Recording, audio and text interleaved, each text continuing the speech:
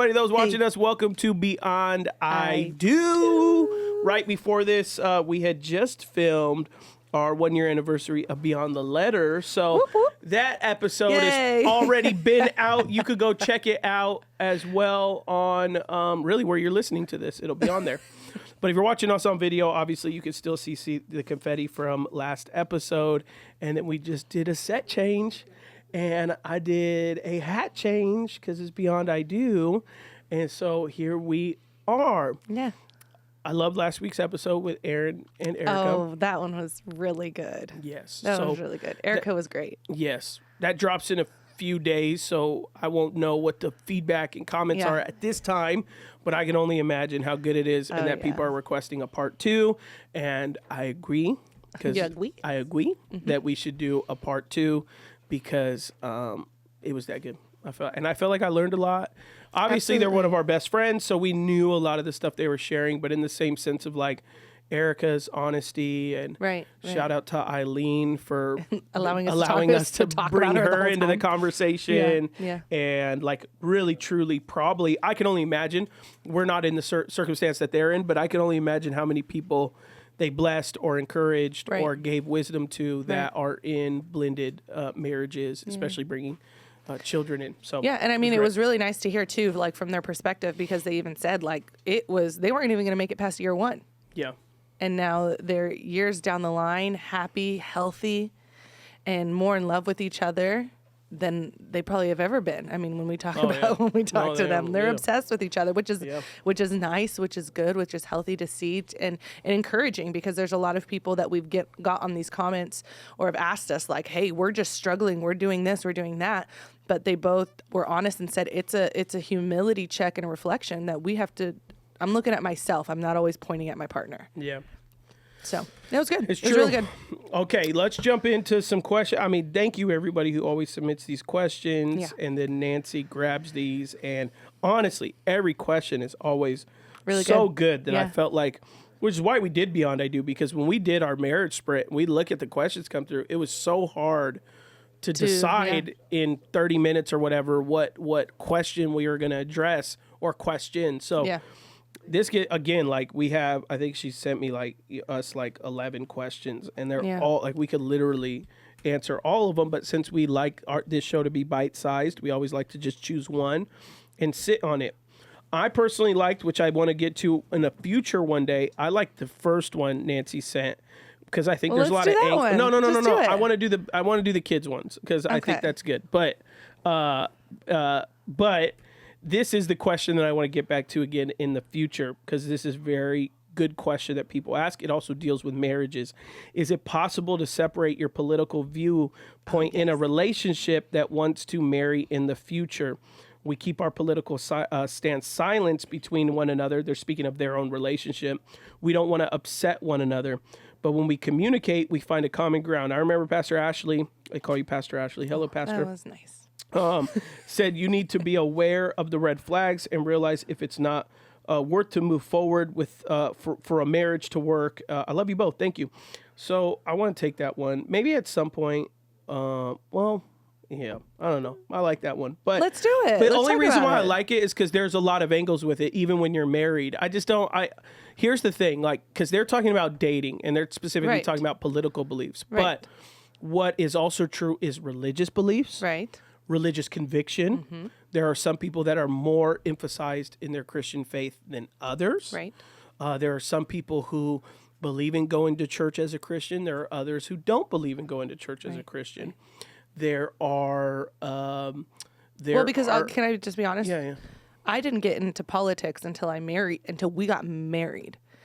And I would always say that I was ignorant to the politics because I didn't ever find it affecting my life. Like, how is it affecting me right now in college? Why do I care what the Republican and the Democrat are? What does that matter to me? Yes. And not until we got married. And we never talked about I think you may have asked me, and I was completely honest and be like, I don't talk about politics. I talked about soccer. I talked about sport. Yeah. There wasn't something.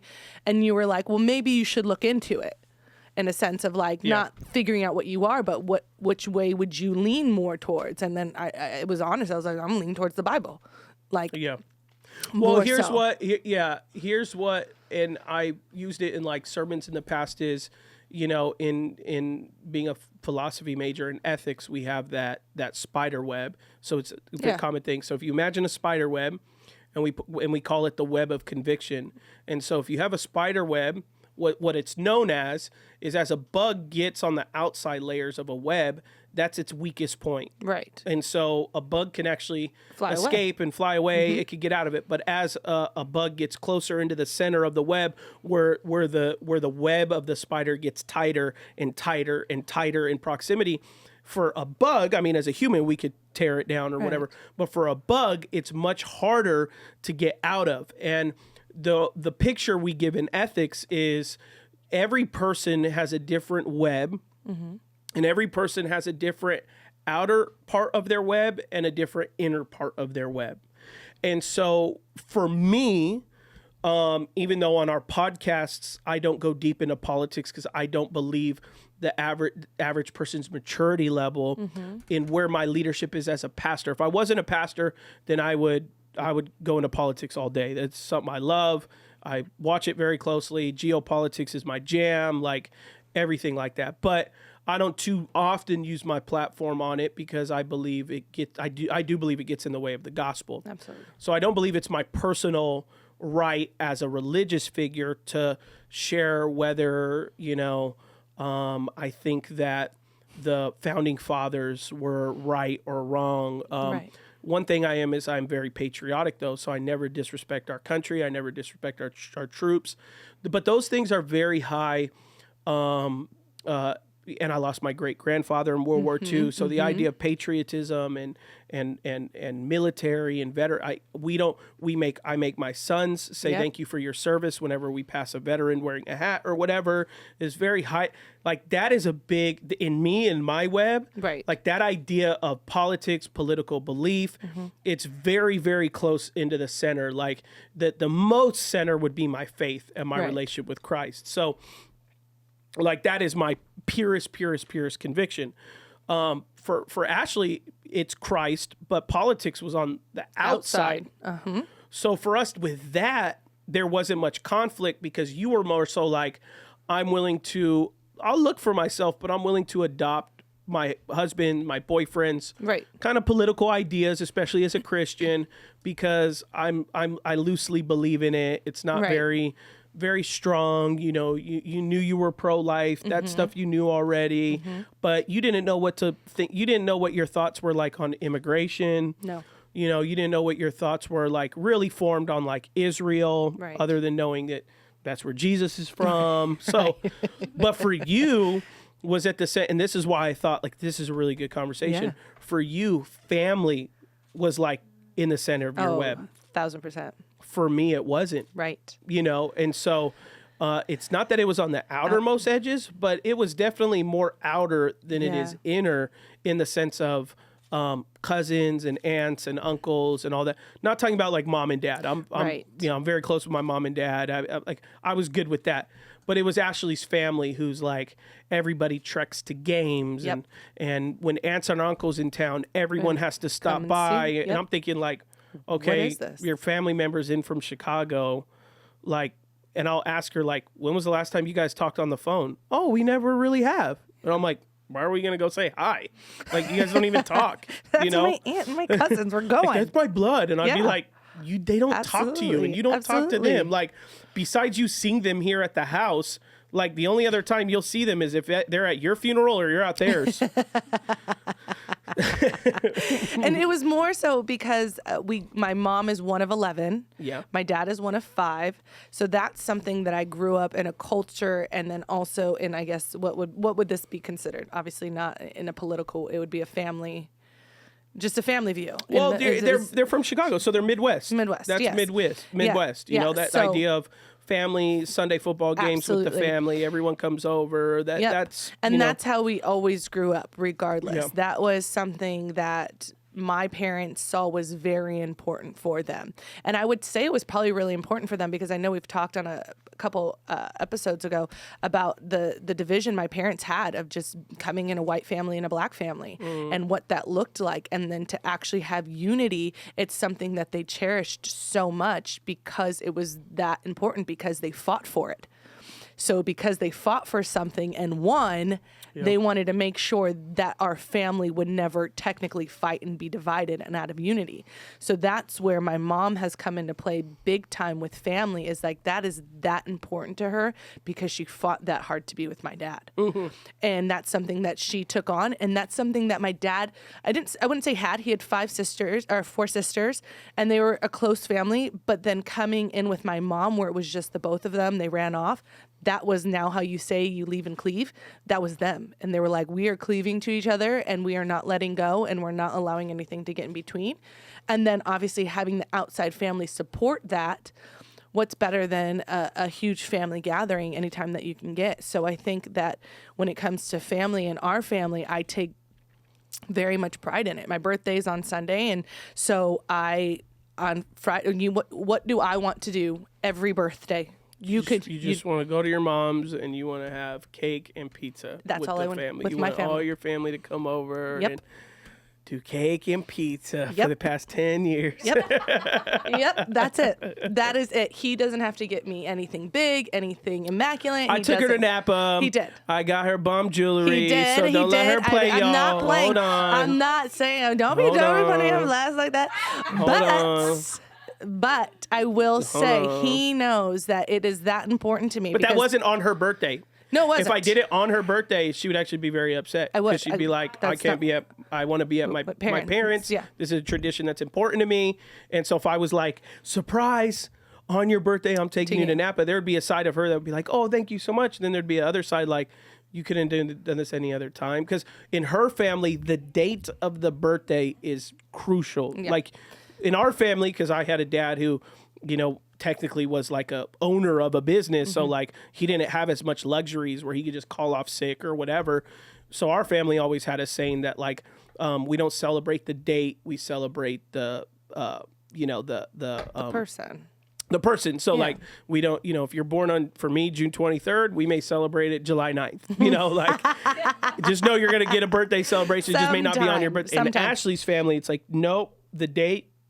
You got to call off work. Yeah, it's either the day before or day after. Like there's no 2-3 days. No, it's either you're getting celebrated on your actual birthday or the day before when we know that everyone can be together. Yeah. So that's what I'll do is I'll adjust my day knowing that if everybody can be together on that day. Yeah. But then I would then ask you then with you knowing like that I didn't have much of a political standpoint going back to like the dating side of things. How would you? Because I want to stay on this. I think a lot of people. But we are on it. Yeah, that's what I'm saying. But like, I want to go back to like, not just. But we're doing it in the sense of what your conviction was. Gotcha. So what a person has to do Yeah. is a person has to put themselves in that shoes. But then, because then you knew how it was important for me. So then, when it comes to your side of things for me, knowing that family isn't, how did you adjust for me instead of saying like, well, you're my family now, and not doing the leave and cleave, and then still loving me? Well, you did leave and cleave, but here's the difference: is number one, we both made concessions. Right. So you never expect me, which we had to talk about because I work a lot. Yes. So if you told me, here's a deal breaker, when my family hangs out, you have to be there, then we wouldn't have made it. True.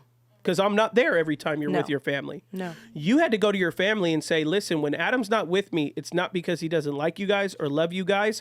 He views family very differently. He views the sacrifice of family very different in terms of extended family. Right. And so when he only has one day off, he does not want to drive 2 hours to Oceanside and hang out with someone on their birthday in an extended family, right, and then drive home and then have to preach the next day. That's true. Like that's unfair to him. That is. So you had to talk to your family rather than, I know some marriages that go, yeah, my husband's a piece of crap. He's selfish. That's true. He only thinks about himself. So we had to open up the dialogue. You had to make concessions. I had to make concessions. Right. So had you made me look bad in that way, that would have been Right. that would have been a red flag. That would have been for me, like, you. hey, this no go. Yeah. And if any of that stuff exhibited in dating, I would have pulled the plug. Right. Like, and I would hope that you would pull the plug if you saw in me that I was like, I'm not going to go see your family, not because I'm working hard, just because I have no desire. And hey, it's my brother's birthday. We're all going to go do cake and pizza. And I go, I don't care. Your brother don't talk to me, blah, blah, blah, blah. Right. That would have been something that would have been That's true. a red flag for you, that leading up, if you saw that, you would have been like, oh, he has zero care. Yeah. And you would have had to make a decision. Right. Like, am I going to marry this dude? He don't care about my family. This is important to me. Again, it's a matter of what's in the center of the web. So what would have been a deal breaker for me when we were dating, if I would have been like, yo, what do you think about this abortion thing? And if you were totally, I believe a woman could do whatever she wants. I believe, and you start sending me videos on it. But yeah, I'm saying, here's my conviction. Here's my level. Right. I'm not pro-abortion. I'm pro-life. If I said, one thing I told you was a deal breaker for me was I believe in being in the local church, so I won't date a girl that's a church attender.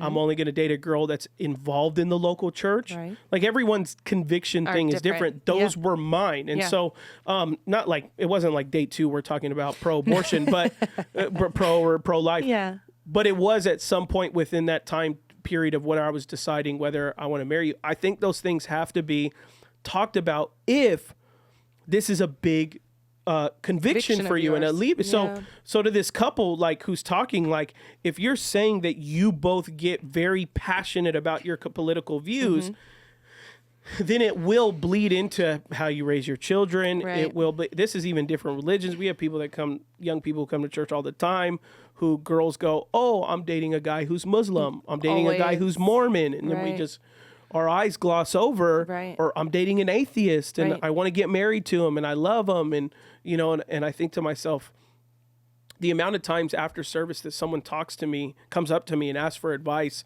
that ends up marrying a person like that, I mean, conflict galore. Like, and just get ready. Like, there's no way you can brush that stuff under the rug. What you can brush under the rug is if you're passionate about if I'm passionate about politics and you're not, and it doesn't impede in any way like that, you could get by and it just doesn't matter.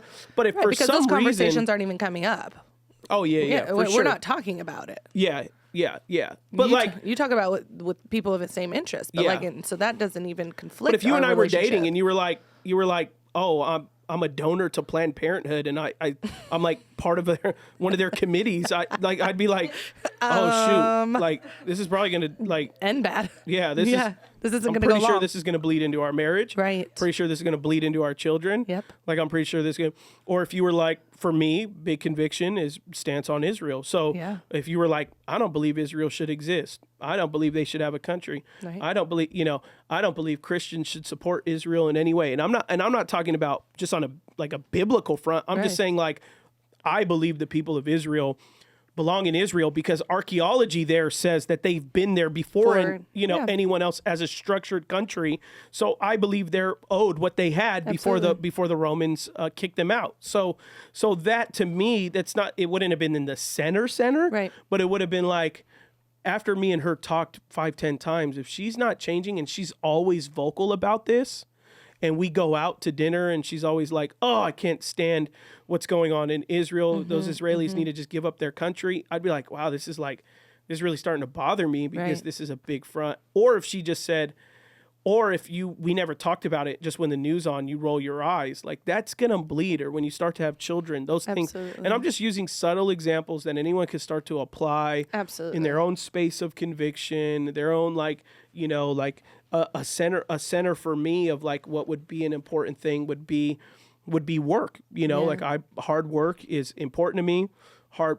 Working hard and being busy in terms of building something and working. So if you were like, no, I want a guy who works a 9 to 5, like, he works Monday through Friday, 9 to 5, it would have been like, this probably isn't going to work out. Yeah. And we'd be like, but we love each other so much, we'll find a way. Like, you're probably not. You know? Right. Right. Because you'll find a way to be busy if that's what you want to do. Yeah. And so for me, it'd be a matter if you're dating or married, like, so with you, I made concessions for your family because I realized how deep it was in your conviction. It was very, very deep. So then that's why it was, well, I wouldn't do this. I wouldn't take Ashlee away from her family on her birthday just because it means so much to her. And I love her. Right. And if that means, I don't view it as you love your family more than me because I am your family. So you want me there too. Right. You know, so the way I would view it would be like, she wants to be around her family on her birthday. That's what she grew up with. That's important to her. So the concession I will make as a loving husband is, instead of trying to test her whether she loves me over her family by booking something on her birthday to see is she going to be hurt over not spending with her. Like, why would I do that? Right. How selfish is that when I know that's important to you? Yeah. Like, that's so selfish. And how insecure of me to think that for any reason you love your family more than me just because you also want to be with them on your birthday. On my birthday. Like, that's not... That, to me, birthdays don't mean anything. Right. So I don't care to be around anyone on my birthday. It's just another day. Right. Because I wasn't raised with big deals on birthdays. Yeah. So parents didn't really get me gifts on birthdays, maybe a pair of shoes or something like that, in the sense of like, I'd have to ask, can I have this for my birthday? But so for me, birthdays aren't big celebratory things, but in your family, they are. Yeah. Absolutely. Just being with family is something that's truly genuine and important. And I think we even talked about that this past weekend when we were in Napa, is when we were talking with some of our friends and we were telling them, is Ashlee really knowledgeable about the things that are going on? Does she educate us? And for me personally, I was like, if I were to reflect, my family is what's important for me. So not to say that I don't care, obviously, what's going on. And I do tend to catch up when I do have that downtime. But my biggest concern is you, Matthias, and Thomas. And to say that that's selfish, I would be selfish in that. But to say that I have a husband who leads and understands, like, oh no, he'll be knowledgeable. He'll be the one educated enough. He'll give me the wisdom because I trust what he's doing. I know where your convictions lie, so I don't have to be worried about you steering me in the wrong way. And so I think that even in the dating stage, I think that is something that has to be talked about a ton, is how are you going to lead this family financially, biblically, politically, even if we may have different political differences, is it going, because like the girl even said, we've had different arguments to where we still were in unity. So then the political views can't be that different. If you guys still can come to a common ground and it not be a hiccup in your relationship. But like you said, it all lies on your convictions. And I know your convictions are strong. So, and I knew that when we dated. I mean, I was scared to go on a date with you. Yeah. Because I knew my past. And I said, he gonna call out that I was a hoe. I was in the streets. I was like, when you get around somebody that you know where they lie, how they walk, how they talk, how they hold themselves, it really shouldn't be that difficult. Because I mean, I would even ask like Chelsea and Nancy, like, if you're dating someone, don't you know, like within the first maybe 30 minutes, if this guy ain't for me because of just the way that he talks and his confidence and his maturity. I think we sent a TikTok yesterday about someone saying like how Christian dating is now. And we totally laughed because it was like, oh, I'm going to pray for you, or what's your next endeavor? And it's like, no, let's talk about real life things. Yeah. Let's talk about your family life. Let's talk about your work. How are you in situations? How are you when you are around your coworkers? I think those are more important questions than really honing in on your spiritual aspect, because you'll get there, but I think it's doing like the whole talk. What's important? What's on the outside of your web? What's on the inside of your web? What makes you happy? What makes you smile? What makes you upset? Yeah. And I think that a lot of people just don't know how to communicate anymore. I watched that dumb show, Love is Blind, and I'm just like, how are you guys not coming up with conversations? Like it. Yeah, they don't know how to talk. No. Yeah. Well, and here's the thing, like even in terms of politics, like politics is its own web as well. You know, like there are things that are more political convicting than other things. Right. And so, you know, we operate a very traditional marriage. So we're very much male headship, So, political season, Ashlee comes in the room when we have our ballots and she says, who are we voting for? Do you want to bubble it in for me? Yeah. And then we sit down and then I talk through with her the majors. Yes. And then I tell her, and then on the minors, I kind of go, like whatever you think about this, like one of the major thing, well, not the one of the minor things, recently, it may not be minor to you, but when it was, one of our recent elections, especially here in California, it was to vote whether, flavored tobacco, like flavored cigarettes would be allowed, in California or not. Like that's one where I would tell Ashlee, like, that's like whatever you think. You can bubble yes, you can bubble no. And then there was, hey, this person's running for school council. Yes. And it's like, oh, I did the research. I know that this is what this, but like for us, whether my kids go to public school or not, or private school or not, like I don't believe anyone should be in school council who believes in gender affirming education to children in terms of multiple genders. And so the person I'm going to vote into school councils is going to be the person that believes through curriculum that there are only two genders. Right. Not only am I doing that as my kids may go to a Christian school, but I have friends and people in my church who kids don't go to private school. Right. So they go to public school. So I'm going to do my part in my area and region that I can vote. And I'm going to say, this is the person that, and if there is no one, then if there's no one running that they all believe in gender affirming stuff, then I'm going to go research deeper into basically, which one's the least like the devil to me, basically. So, but I believe voting is important. So there's the majors that we discuss, and then there's the minors that go like, hey, this is what this is about. Another one that was big was like whether people could have like sports betting apps like DraftKings and stuff in California. Ended up getting voted no. But like that's another instance of like, yeah, that's loose. That's not important to us. Like we don't have a big conviction on, we're not even involved in gambling. So it's like, it's not really, it's loose. I could vote for what is or isn't. I did the research. Would it bring us tax money and yada, yada, yada. And so there's the element, like to me, we traditional as the male, I believe it's my job as the husband of the household and male of the household to be. Now, if she had a passion to be informed on her own, then fine. Yeah. That's great. And if Ashlee was going to die on a hill, we really would talk about it. I believe in talking those things out. But if at the end of the day, these were the major signs, like who's president, all that stuff like that, vice president, and who's going to be our senator or our congressman, like those are things I believe me and her are meant to have unity on. And I believe the wife, if the husband is leading correctly and he's informed enough, the wife should come under his covering of like what in this household, what are our convictions on this level? And you should have an opinion of your own, but someone has to make the concession to say, this is a family conviction for us on the majors, not the minors. Like this is a family conviction for us. Like this is what we believe about education. This is what we believe about these type of political parties. This is what we believe is best for our nation. Because sometimes I approach voting purely on a business level, like who's going to be the best person to get us out of debt, not necessarily, looking at, because there are Christian people that run all the time that don't have good platforms. So if we're just talking about, we boil it down into politics, I don't think if two people believe really strongly about political ideas, and that could be religious ideas, anything, then you're gonna have a lot of challenges. And there's gonna be a lot of arguments. There's gonna be a lot of frustrations.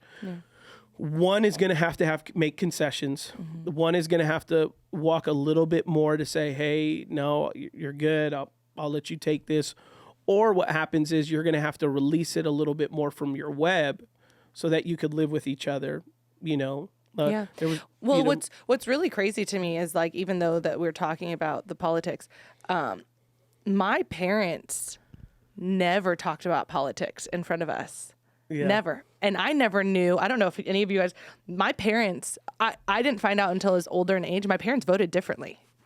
From each other. Yes. Wow. And they were different, I guess I would say, political parties. Like, and not until later in my life when I was older, did I find this out, because my parents would disagree on certain things, when I would just hear them when I was younger and talk about news and stuff like that, they never argued to what I remember. But it's crazy to talk about politics because you generally don't talk about politics. Mm-hmm. Like, I don't know if that was just me. Like, I remember politics. You don't tell who you're voting for. You don't talk about who you're voting for. You don't tell what party you're a part of. That it is almost like your Social Security. I remember that like your political party was your Social Security. Like, and even when you voted, you're like, who'd you vote for? I can't tell you that.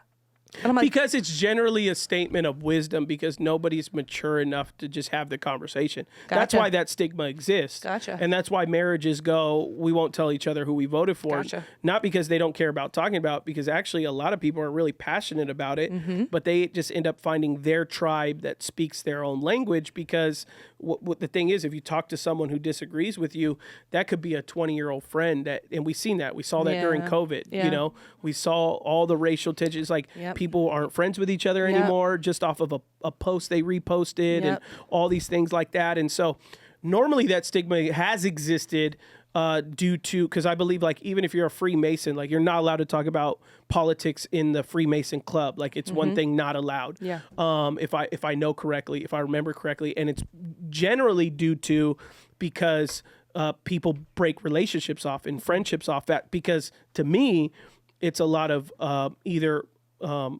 high conviction or immaturity. Gotcha. And so I think it should be talked about more and more, because what happens is it's like it's my job to train my children. Like, there's a reason why we're seeing right now so many Christian parents looking at their children who have completely become like totally liberal in every single regard, in terms of, you know, in terms of gender, in terms of beliefs, like even school beliefs, and even in terms of beliefs of science and who God is. And they think, oh, and, you know, how did this happen? And not always, but a lot of times it's because, you know, you've been really private about having real dialogue with your children and teaching them to think on their own under your house. Rather, you've just been really silent on those things and been like, well, it's very private. You can go discover it yourself. And then who does talk about it? Their teacher, their science teacher, their math teacher, their English teacher. They're very proud to talk about politics. They're very proud to talk about who they're voting for. They have tenure. So the district can't fire them. So they're, you know, it's not that your child ain't hearing it. It's not, you know, they go on YouTube, like, you know. What was that statement that you make, that you say, if you're not having the conversation with your kids? Oh yeah. If you don't have the conversation at the kitchen table, someone will at the lunch table. Yep. You know. And so I believe certain things that are, if they're important to you, if they're not, I'm not saying like every person needs to walk away and like be into politics. If you're not, don't be. Don't be. You know, I'm not. What do you think if neither parties, like neither the male or female? Because I didn't know about politics, not because of immaturity. It was just more ignorance, I think, because my parents, you know, came from another country. So my mom is the one in the household who, like, we gather at the table and she's like, and she fills it out for my dad. Yeah. So that's kind of what it is. So what if I find I'm not really into politics? So it wasn't until I started dating somebody who was, I was like, oh wow. So what do you think if like neither of us are? Would it? I think an American responsibility is, when it's an election season, we should do our research. I think that's like, that should be done. That needs to be done. I mean, that's why even for us, I've been toying with a potential during election season doing a Beyond the Ballot, where I won't talk about my political views, but I'll have Christians who are willing to talk about it. Because again, like I said, I don't believe it's my platform's responsibility. I would love to, like, that's my jam. Put me privately. Oh man, I could run circles around people, and other people could run circles around me, but we're going to go toe to toe. And I have friends that I could safely do that with, where we maintain our relationship. So I love talking about it. I'm aware of every person running right now in the Republican Party. I'm aware of everything happening, you know, what's going on in the Democrat Party and how JFK Jr. just went into an independent. I'm like, that's all my, like, that is my jam.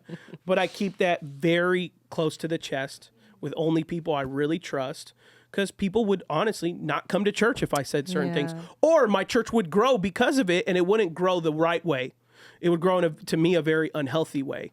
unless it's Christian standards, which where our church is very public on, is on the Christian political things. But that's why I think it should be every if you're an American citizen, like election season, 3-4 months out, you should get the book that gets mailed to you. You should start reading through it. You should be aware of your convictions. Mm-hmm. Like, what do I think about school district? And you may not have kids yet, but that stuff's important. What do I like? Mayor, Congress, Senate, they represent you, in the White House, and they represent you here in the state. And so what they do to speak up for you matters. And sometimes the reasons why we are where we in is because either A, we didn't do our research, or we voted off of feelings or culture or history or whatever that may be. And so I love people who don't have my same beliefs. It's great. Mm-hmm. As long as they said, I did my research, here's where my conviction's at with it, here's why. I go, man, that's great. I don't agree with the way you came to your conclusion, but I'm glad you did that work. So in a household, I think, there may be always one person who goes, oh, I'll take that responsibility and I'll take that lean. But I think everyone should be aware. Like, I would never feel like I told Ashlee, because one day she was like, oh, just fill out my ballot. And I'm like, I don't feel comfortable with that. I feel like that's your responsibility as an American citizen. Like, I'm not going to do this for you and double vote. Like, you live in this country. We have the greatest country in the world in respect to really what our freedoms are and our ability to cast our vote. And I know there's back end stuff, Illuminati and all these, people, oh, we're not really controlling politics. I get that. But at a certain local level, we do have control. Yeah. So in that sense, I think it's important. But I'm okay if people just go, oh, I don't care about it until election season. Okay. Like, I don't think that's wrong for a person to do, but I think more people are going to be passionate about it than others. Mm-hmm. I wish more people were more knowledgeable about it in the States, because I think a lot of the issues we get into is because, but to me, we turned it into a Beyond the Ballot episode, the launch episode, because that was the thing. Like, I loved this question, but I didn't want to just answer it, which is cool. It's good conversation in a political light, but more so like, how do you find what hills to die on in the relationship, and when is something a really red flag? Right. When do you put your foot down and either A, walk away, or B, say, I'm gonna adopt your belief on this because I don't hold it so closely to the chest. Mm-hmm. So for the sake of our relationship, you may have to do that sometimes. Yeah. So for me, like with Ashlee and her family, it was like, this isn't a conviction of mine, but for the sake of you and what your family believes in, I'm going to make the effort. When it's someone's birthday, I will be there. Yeah. I'll move my schedule. I'll go half day into work. And that's not just for her birthday. That's for her brother, her sisters, her nieces, nephews. I make that work because I go, man, it's important to my wife. It's not important to me. Birthdays aren't a big deal to me, but they are to her family. So therefore, I'm going to do that, and you may have you may be dating someone who likes to go to rallies and protest, and you go, well, I don't really care, but you want me to go with you, and sure. You want me to hold a sign? I'll hold a sign. You want me to wear a T-shirt? I'll wear a T-shirt, and be somewhat informed about what your belief is on it, but still, like, but that goes the same way. People wear cross necklaces all the time and can't tell you the gospel. So, we have a lot of issues in the sense of like claiming we have a conviction without any backing behind it. That's always my argument. It's just like, believe what you want. Just at least know why you believe it and how you believe it and what's behind it. And for Ashlee, on politics, like, you didn't really believe anything or have anything, and you didn't know what your parents were and all that stuff like that. So but no, I think you give great perspective on what you said. The biggest word is the convictions that we lie on and the convictions that you have as an individual, and where does that person that you're dating have convictions? And if their convictions are pure and they can align and be in unity, like we talk about all the time, these are little humps and hills that we can get over. But if they are bigger and greater red flags and their convictions don't lie, I would say biblically, then run for the hills. Yeah. Well, and you got to have big boy conversations. Like when you and I were dating, you were like, I'm thinking about continuing to play professional soccer in Europe. Yeah. And I was like, hey, as a pastor, like, I need my wife. Right. at church on Sundays. I need my wife around and available if we're going to have a family. Like that has to be a priority for you given where we're at. And if you don't want that life, then we could just walk away. Right. And so you had decided, then I'm not going to pursue. Like you were on the fence about it, but you were considering it, and you gave me a heads up. And you weren't giving me an ultimatum of like that if you go play overseas, we're never speaking again, sort of thing. It's either me or overseas. But in the realistic side of things, I had to be honest with myself too, and really look at, is this something that I desire for myself? Or do I desire what God has placed in front of me at this point? And to say that he has desired marriage for me, and he has given me someone that I've never dated before. And am I willing to have those trials or those ups and downs trying to make it work? I don't think it would have worked. I mean, far away, it wouldn't have worked. And I think we even talked about too, because I was getting my master's in coaching and leadership, about being an athletic director or being a coach.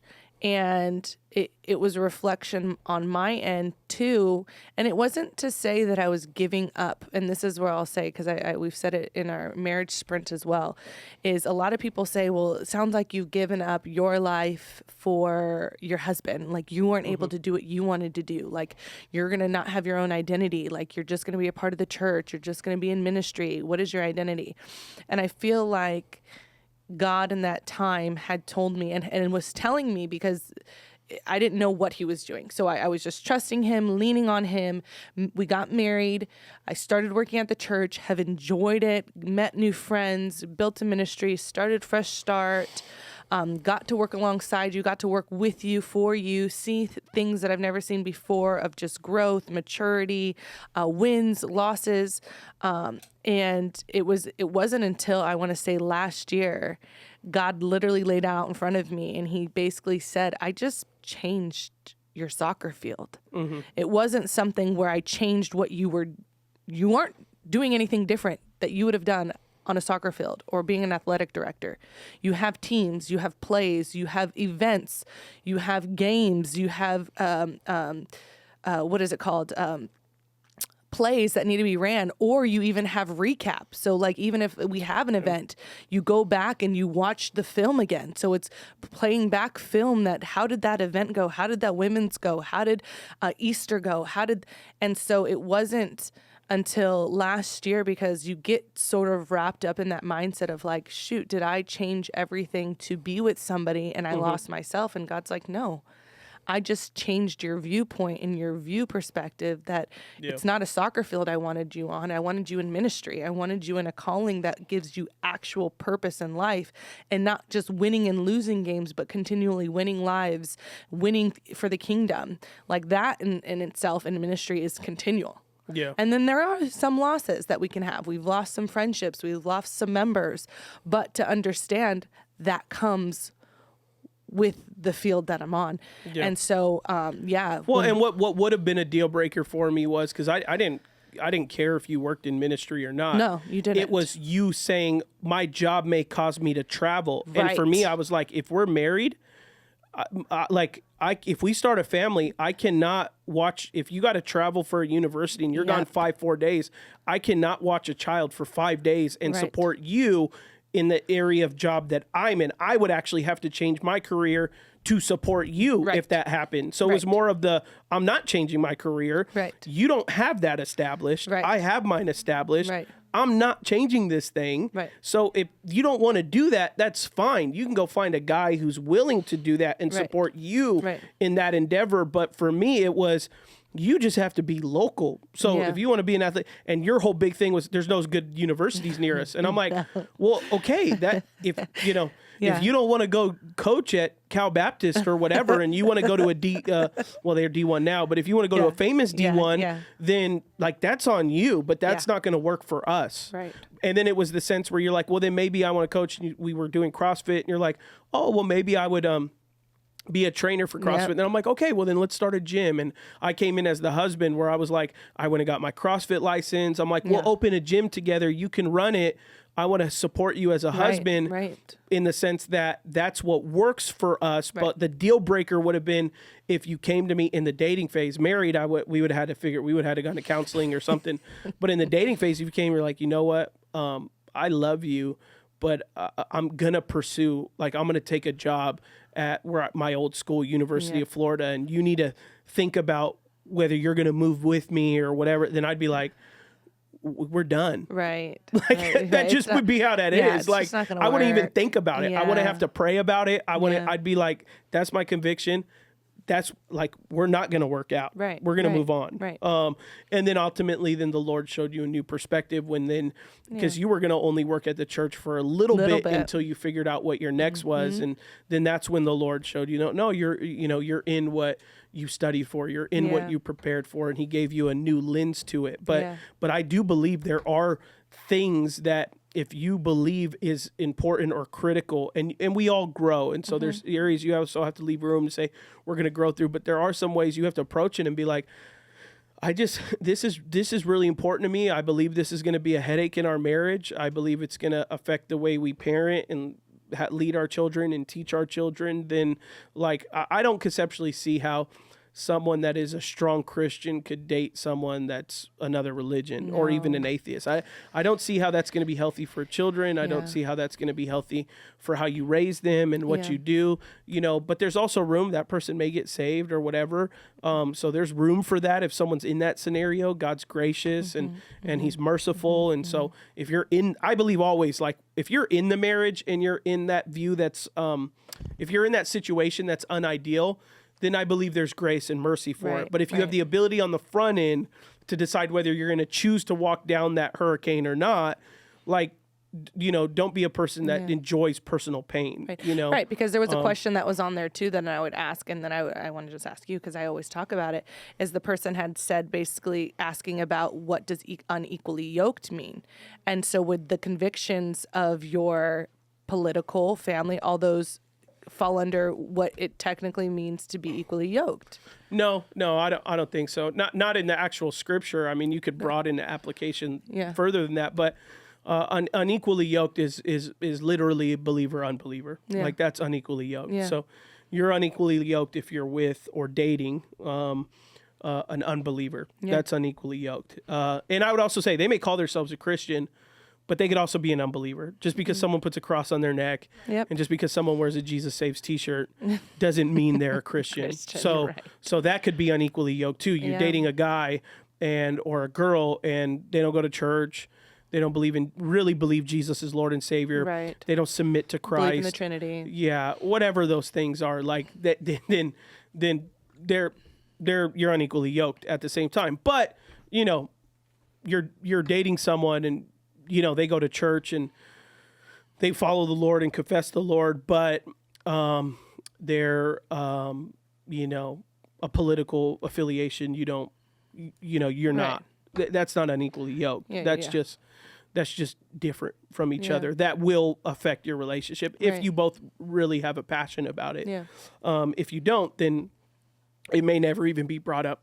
Like, if you have two parents that only come election season deal with it and then they peace out and then they move, like, it may never affect your relationship at all. Right. That's but what if you have someone that watches, CNN or Fox News every night, and then you watch, like, one person watches Fox News in the living room and the other one watches CNN in their bedroom, like. Yeah, I mean, at some point, you're going to get in a fair amount of arguments. 100%. And it could, it could lead to something it couldn't in terms of ugly arguments or saying things you shouldn't. So that's not unequally yoked. What would be unequally yoked is dating a Christian who certain biblical issues that are nowadays political, like, that would be unequally yoked. Like, I'm dating someone and I'm a Christian, they're a Christian, and yet they don't believe abortion is murder, then that is effectually something that is anti-Christian in nature. It really is. And I understand, 50% of Christians don't believe abortion is wrong. Right. But I would say they're not super biblically literate or historically literate in terms of scripture and our church and the church itself. Right. But that would be where that's somewhat of an unequally yoked. It's the convictions of scripture that a person rejects. Yeah. Then that is a sense that, I'm unequally yoked in this. You just have to recognize at some point, more than likely, you may, because of love, be affected into falling downstream where they're at. So that's why you don't want to be, that's what Paul's talking about. Don't be unequally yoked, because Paul sees the lines in the sand that say, if you start dating an unbeliever or someone that doesn't take their faith serious, the likelihood that you follow them down that road than them follow you is you will follow them down that road more than they will follow you. Yeah. So you have to be weary of that's going to be the end road. And that's what he's talking about in being unequally yoked. Like, you're going to have, and I've seen it. I've seen people who are Christians who they come to church, they read their Bible, they have a great relationship with the Lord, and then they start dating someone that either isn't a Christian, a loose Christian or whatever, and all of a sudden they're like, oh, on Sunday they wanted to go to the beach. So that's why I didn't come this Sunday. Yeah. And next Sunday we're going to a concert. And it's like, you never made those concessions before you were with that person. That church isn't important to that person. So of course they're going to fill every Sunday with something, or every Wednesday, or whatever's important to you, right? Of course they're going to fill that time, because church isn't important to them. Right. And they're not going to respect your belief that church is important. They won't say, oh, why don't you go to church at 9 a.m. and then after we can go to the beach. They'll say, no, it's, we're going to leave at 9 a.m. with or without you. And then that person ends up going, no, I don't want to be left out. I don't want to. So, because it all starts just with one Sunday, and then it's 2 Sundays. Oh, I see it all the time. 3 Sundays. Yeah. We've seen it multiple times. And I'm not saying I need you to come Sunday. I don't care whether you come to church or not, but don't be surprised when your faith takes a hit like that. Because then they end up calling or Instagramming, hey, Pastor Adam, I just feel like my faith is so bleak. And I'm like, I ain't seen you in church in a while. What's going on? Where you been? Oh, well, I've been doing this on Sundays and doing that on Sundays, and football's on Sundays. So my husband, he likes to watch the game at the house. So instead of me going to church by myself, I just watched online. And I'm going, listen. Yeah, that's the hard part. Is like I've gotten in contact with a lot of women lately of just started talking about our faith, started talking about their walk, and majority of them aren't going to church. And so I invite them and I tell them, and they're like, the last time I felt really good is when I was in church. And I'm like, yeah, you should probably come. Yeah. So it's all up to you on like you said, on what you're going to allow and where your convictions lie. And I think when someone doesn't, the whole unequally yoked and is willing to, I guess I would say, what's the word? Basically allow themselves to not downgrade, but what's the word I'm looking for? I know what you're talking about. You're talking about like they're willing to lower. It's not even lowering their standards. What'd you say? Compromise. Thank you. They're willing to compromise because their desires to be in a relationship. And it's like, I know my sister, we talk about it all the time. What's the first thing we ask Allie every time she goes on a date? Is he a Christian? Right.